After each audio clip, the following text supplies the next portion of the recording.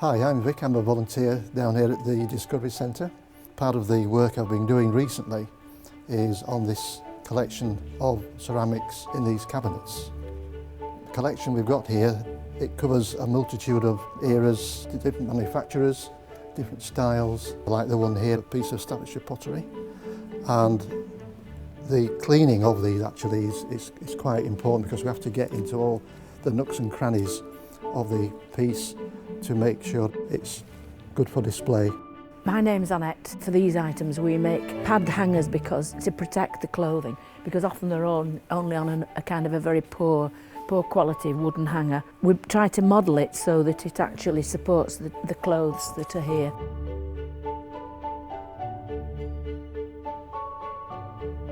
We do everything from cups and saucers to vases and jardinières. We had a lot of beer bottles at one time. From local breweries, they all had the printing on for local breweries, local beer shops, things like that, medicine bottles.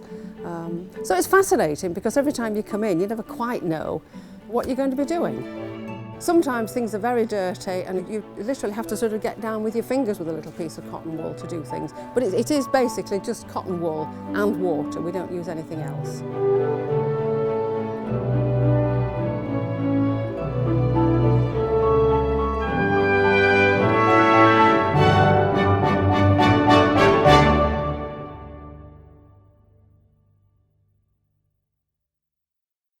I've always loved fashion, so I love the dresses, we love the periods, and I like to imagine the lives of the people who've had them. It feels like a hobby but a job at the same time. And it's just that notion that I'm doing something for the future, for the public, what I really get out of it. You wouldn't always get the opportunity to be allowed to handle things that are of historical importance. While we're down here, we do learn a lot about the pieces we are cleaning because we are actually holding the items ourselves. But we're not just reading from a book or looking at it on TV. We're actually holding the item and sticking it together or discussing what it was used for and how old it is and probably its value or a guesstimate of how much it's worth nowadays. The people that you work with here are all great. They're really friendly. We're a completely mixed bunch, different ages. I think one of the young men is probably in his 20s somewhere. We're through to my sort of age. We chat about all sorts of things because of course we're just sitting there doing little bits of cleaning, and after you've talked about whatever it is that you're doing, we get onto every subject under the sun. We put the world to rights. Every Thursday we come down and talk about TV programmes we've seen, talk about the news, our own pastimes outside the Discovery Centre and other things that we get up to in between our visits down here.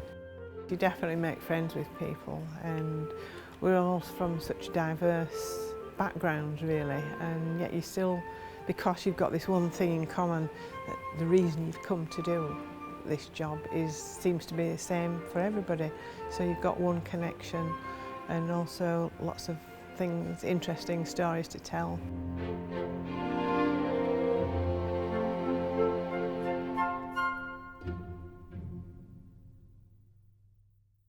You arrange the time with your curator, the time that she would like you to come in. So you can come in whenever you wish, leave whenever you wish.